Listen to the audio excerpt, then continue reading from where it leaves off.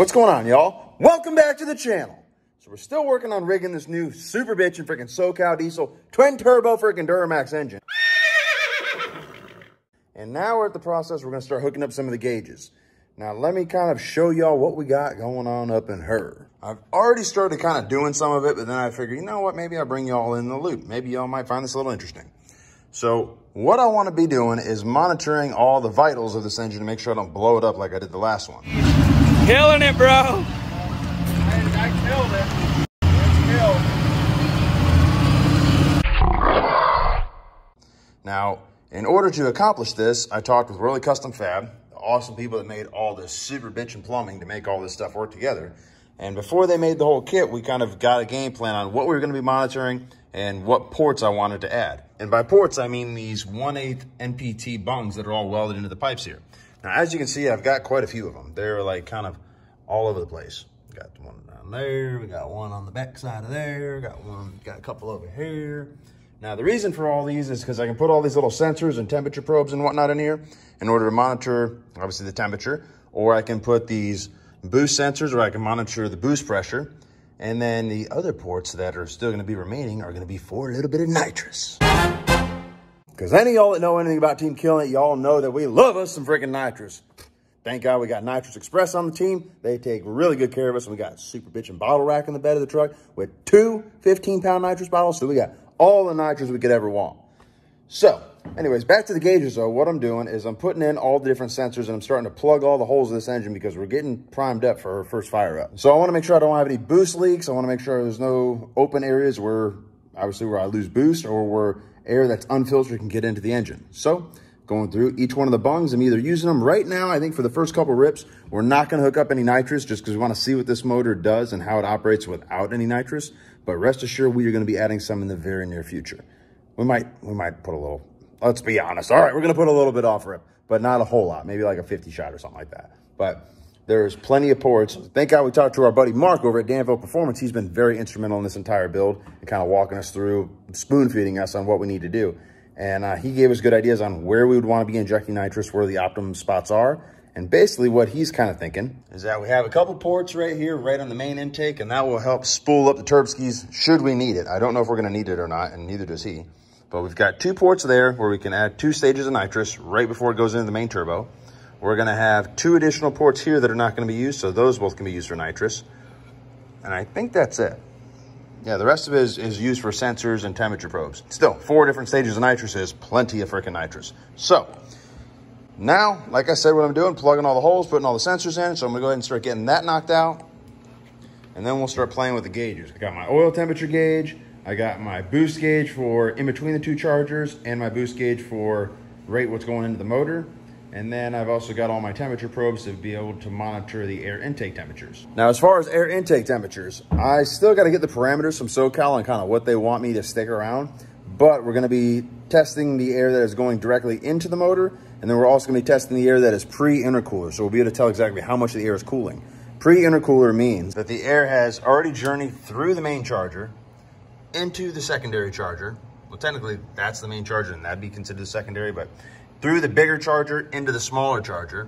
Then it's made its way down through that pipe into the intercooler, across our super badass Mishimoto intercooler, and then out of the intercooler, up through this pipe, and into the freaking motor. So, pre-intercooler means we're testing the air that is on this side before it goes into the intercooler. Post-intercooler is pretty obvious after the intercooler. So we'll be able to see how much the intercooler has made an effect on the air. Now, why air intake temperatures are so critical on an engine like this is because we're building so much boost. Now, those of y'all that are unfamiliar with this, I wasn't familiar with it until somewhat recently, I don't know, past a year or two.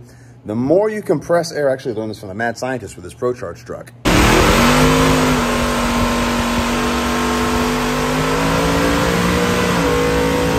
Yeah, he's the one that gave me the whole 4-in-1 on pressurized air.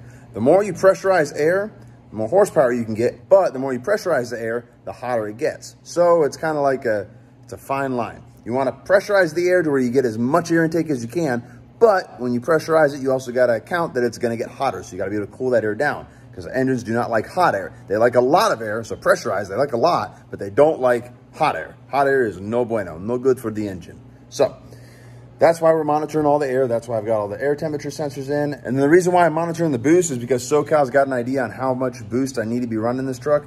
Mainly, I'm going to be looking for a boost leak. I think that's the main reason why I'm going to be monitoring it. I'll have a good idea on where she's going to live. And then if something goes up, something starts leaking, if one of the boots starts letting go or one of the fittings starts letting go, I'll be able to know because I'll start losing boost. My little gauge will not be going as high as it once was. So that's a good little rundown on why I'm doing all this, what we're doing. So I'm going to go ahead and set up the time-lapse camera. I'm going to keep putting all these plugs in, putting all these sensors in. And then from there, we're going to move on to the gauges. Oh, yeah. And by the way, if y'all don't mind, go ahead and hit the like button at the bottom of the screen. Hit the subscribe button down there in my channel name. That way you get notified anytime I upload any other videos, like more super bitchin' Killin It Resurrection videos. We're bringing that old girl to life. Oh, son. Y'all see? Yeah, brother. Man, freaking pumped up. So more Killin It Resurrection videos, more mud bogging videos, truck tug of war videos, bikini contest videos. There's all kinds of good shit on the channel. So make sure you hit the subscribe button. That way you can be a part of the action yourself. But I'm going to go ahead and get to work and get the time-lapse camera going, y'all. Hope you all enjoying the video.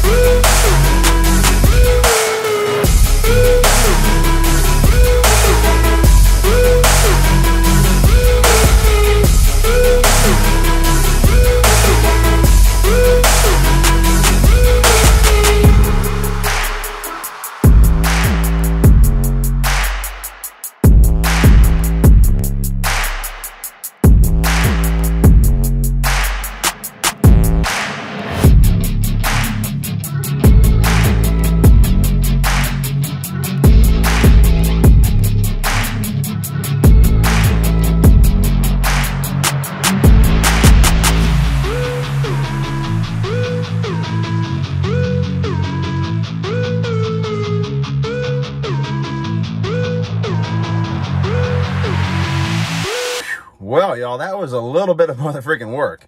So as you can tell by the end of that time lapse, that was a little while ago. That was right before we went to the Florida truck meet. So I got all the gauges all hooked up and everything. And then I just had them laying on the dashboard because I didn't have time to connect them all up and get them all positioned properly on the roll cage where I have them mounted now. But I was able to kind of move them around, had them to where I could somewhat kind of see them. It was kind of hard to see them actually with them flopping around all over the dashboard. But I had somewhat of a chance of being able to monitor everything while we were doing that truck tug of war that was hosted by Trucks Gone Wild over there at the Florida truck meet.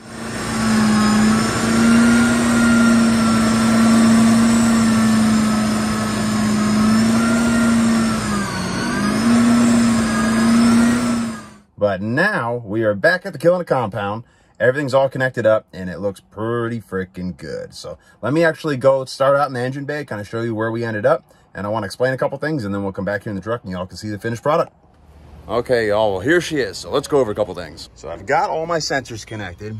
See, I've got a boost pressure sensor right here, and this is going into the engine, so this is post intercooler. I've got another boost sensor that's connected right down there, and that actually is in the pipe that's between the two turbochargers. So I can see what's in between the two chargers, and then I can see what the final input into the engine is after it goes through the intercooler and everything. Then I've got a temperature sensor also right here, and that's the actual air intake temperature going into the motor. And then down here, I haven't repowder coated this pipe yet. You can see it down in there where we added a bung. We've got a temperature sensor right there, and that is pre-intercooler. So that way, like I was saying before, I can test what the temperature of the air is before it goes through the intercooler, and then how much of an effect the intercooler is having and how cold that air is when it actually goes into the motor. Then, in addition to that, it's kind of hard to see from up here. Let's think here. It's down on my exhaust probes. You actually are able to see. It's right there. The video is not the clearest, but you can see that probe right there. I got one EGT probe right there, and then I've got another EGT probe on this driver's side manifold, and it's kind of buried underneath all that. But then actually, so I can tell both banks, I can tell exactly how hot my exhaust gas temperatures are becoming. Then the remaining ports I've got plugged off for right this second. We are going to probably add a fair bit of nitrous. I've got multiple ports, like I showed you before, multiple ports right there. I got 2 more right here, so we got 4 more stages of nitrous that we can add. The final port that I did go ahead and plug, it doesn't really have anything to do with the gauges, but I will tell you all about it, is right here, and this is actually a sensor that triggers this solenoid, which is part of my blow-off valve for my turbos, so that my turbos don't bark. Now, basically, what do they mean by turbo barking? Because I had no mother freaking clue until very, very recently, actually. What they mean is if I get a little froggy on the fuel pedal and I'm really romping into it, RPM's really getting high, and the boost is coming up, well, if I was to get off the pedal kind of abruptly, well, the engine's going to slow down its RPMs pretty quickly, but the turbos might already be whipping really fast. So that blow-off valve will blow off that pressure so that the turbos don't get in a little bit of a bind on themselves. So basically, that's kind of what it does. And then in addition to these, I've got one more gauge that I hooked up that you will never be able to see from up here. It's actually down below. Let's hop down onto the old wheel. Ooh, it might be covered by that fender skirt, but we can try to see if we can show y'all. Let's see here. Actually, might have to go totally underneath the truck to see. Ah, there she is, right there. Now that is my oil temperature sensor. So that is once the oil goes through the oil cooler, which is all up in here. This is my L5P oil cooler. Once the oil goes through there and gets cooled back off, that will tell me what the temperature of that oil is once it starts flowing through the motor again. Now again, as I was telling y'all earlier, the reason why I'm monitoring all this stuff is so that I don't blow my motor up again. But Socal Diesel and Mark over at Danville Performance both have given me some parameters to kind of keep everything within. And they're basically letting me know when I got to get off that go pedal so that I don't cause any damage to the engine. But that is everything that I ran. And the last thing I kind of want to touch on that I thought was maybe y'all might find kind of interesting is what I use to actually go up to the gauges. I've got copper tubing here. This is basically the same type of tubing you'd use on like refrigerators. It's just simple copper tubing. And the reason why I ran that, all the gauges, they all come with plastic vacuum lines. The problem with plastic vacuum lines is, especially with an engine like this and the way I am on my freaking mega truck, thing gets a little warm from time to time. So a plastic vacuum line, likely if it got on something like that turb ski, or maybe that hot side intercooler pipe, or any part of the exhaust system, it would just melt the hell out of those vacuum lines and then they'd be useless to us. Well, this copper lines, they can withstand a lot more heat and they will not melt. So that's why it's a little harder to work with because it's so rigid. But that's why those actually run through, they go through the firewall and they go right up there into the A-pillar where the gauges are. So that way I'll never have to worry about them getting hot, never have to worry about them melting. But this is kind of what we're working with here. Not too bad at all. She is super banging looking. And yes, I do run an air filter on here. I've got it off right now because I had to clean it from our last little adventure. But let's hop in the truck and I'll show you all the finished product because it came out motherfucking pristine, I tell you that. So let's get in the truck and show you. So now that we're in the truck, this is what we're working with without the truck running. I was conveniently able to mount everything to the roll cage. Definitely was super cool, keeps everything out of the way. But I've got my boost gauge for the final pressure that's going into the motor because they're saying, I've been told that it will be upwards of 80 pounds of pressure when I'm running the hottest tune. I'm not sure how hot it's going to get because when I was doing that last truck tug of war, to be honest with y'all, I couldn't really look at the gauges because they were literally flopping around here on the dash. And I was paying attention to everything else, trying to make sure the engine wasn't getting messed up. But anyway, so that's that gauge. This gauge is for the pressure in between the two turbochargers. So that copper line literally runs from those ports that I showed you that are inside the engine bay, and they come all the way up through the firewall, up through the A-pillar, and they go all the way to this gauge. So it's a mechanical setup, so ideally I won't have any failure. The only power wires that are going to these gauges, these three, is just the ones for the lights for when I have it fired up or have the engine running.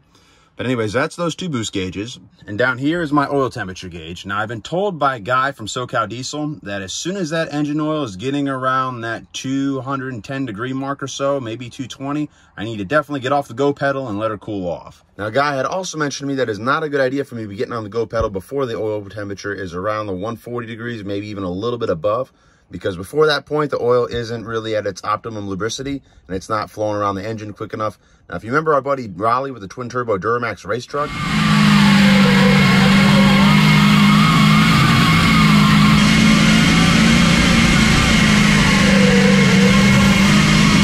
look at his rig. Thing sounds like an animal. He actually had some engine trouble towards the end of last year because he got into a bounty hole competition. His truck didn't have the opportunity to get warm enough before he got on it, and that caused the oil to not really lubricate the engine well enough, and consequently enough, he ended up blowing the engine. And I think one of his main bearings went out, I believe is what happened. If you guys are interested in what's going on with Mr. Raleigh, make sure you check out his Instagram page. I think his Instagram page is Dirty Looks SM. And he'll go in a little more detail on what's going on with his race truck. Oh yeah, and by the way, so I mentioned a second ago about how I've got wires running to these for the lights to come on. What that is, basically a hot wire that comes off of my switch panel. That's what makes all the switch panel get hot. It's a hot wire that's off the ignition signal. So I've just got a hot wire going to each of these to trigger the lights when the ignition is on. And then I've got a ground wire that just goes down to the frame. As far as the boost, that's mainly, like I had said in the beginning of the video, or mainly so I can first learn where she's going to live at, what kind of boost I'm going to be working with. And then if I start to have issues down the line, I'll be able to know if I've got a boost leak, if one of those boots had maybe ripped open, or if I've got a fitting that's failing, I'll be able to tell because my boost will not be what it once was. The other probes are actually connected down here to my Edge CTS3 Insight. So we can take a look at that as soon as I fire the truck up. And then the last thing that I've got is right here. This is my front camera, and this is actually to a camera that I've got mounted just below the front bumper. So it's basically for those instances like at Titty Lane at RYC, or even anywhere around RYC, in particular that park, when people like to cut in front of you with the freaking four-wheelers and the side-by-sides. I wish y'all wouldn't freaking do that. All of us mega truck guys wish y'all wouldn't do that. But in the event you do, hopefully I'll be able to see you. If I just came out of the mud hole, I won't be able to see you because that camera's going to be covered in mud. But if I didn't get too froggy and that camera is somewhat clean, hopefully I'll be able to see you guys down there, because unless you're about 40 feet in front of me, there's no way I can see you when you're in front of me. So that's why we ask y'all to have flags too. Most of y'all don't even listen to that. Anyways, I'll show you where that camera is real quick. That camera is actually conveniently located right here, right behind my front hitch. So it aims right down here at the ground, and hopefully I'll see if you got a four-wheeler that is parked like right here, because look, if you can't see my eyes, then I can't see you. See how far I gotta get before I'd be able to see you? Yeah, good little ways out. But that is the front camera, so let's hop back here in the truck. And I'm not gonna start it up because I don't have the air filter on it, but I will throw it in the accessory position so you can see what all the gauges look like and what I'm looking at when I'm starting to make this thing rip and more on the freaking truck tug pad. Ha-ha, look at that. Pretty sweet, huh? Gauges all light up nice and blue. Got my front camera right here so I can see out in front of me. My Edge does not seem to want to be firing up. And if I tap her, will she do it then? Oh, there we go. Waking up. So we can see all kinds of stuff on this Edge CTS. I've got my driver's side exhaust. I've got my passenger side exhaust. So both those probes I showed you on the exhaust manifolds. I got the run time, so I know if I'm sitting there in neutral with the stereo playing, I'll know how long my engine was running. Got my torque. It'll tell me how much torque when we're doing a truck tug. I got my temperature sensors. Right now, the truck has not been running, so they're ideally showing the same temperature. But I've got, this one is pre-intercooler. This one is post-intercooler. So I'll see the temperature before it goes through that intercooler and gets cooled off, and the temperature to see what effect that intercooler is having. I got my gear, so it'll tell me what gear I'm in, because the way I drive this truck, I absolutely never drive it in drive. I always have it in the M, and then I manually shift it here with the Triptronic buttons. So this will let me know if I'm hanging up in a gear or what gear I'm in. Very useful. I use that all the time. Got my battery voltage, and then I've got the load on the engine, so I know how much load I'm putting on it, how much pressure I'm putting on the motor, and then finally my RPMs. I do obviously have a big RPM gauge here, but this will give me more specifics and I'll know exactly what RPM I'm running. So if I'm hearing a funny knock or some kind of issue at a certain point, I'll be able to know specifically where it is when it comes to start diagnosing it. And also it gives me a good idea when I need to be shifting. Usually I shift around the 4,100 RPM range or so, but this again will tell me more specifically exactly what RPMs I'm at. So that is our gauge system. Pretty freaking sick, if I say so myself. Look at how cool it is. And it looks really cool at night, especially when we got the inside lights on. But ideally, they're very useful and will hopefully keep me from blowing up the truck again. But that is going to be a wrap on my gauge installation video, wrapping up some of the Killin It Resurrection series. There's only a couple episodes left because obviously, as y'all can see, she's already resurrected. I'm just kind of going through and tightening up some loose ends, some things that I kind of left y'all out of the loop on. But I hope you guys enjoyed the video. Again, hope you all learned a little bit of something. And as always, thanks for watching, y'all.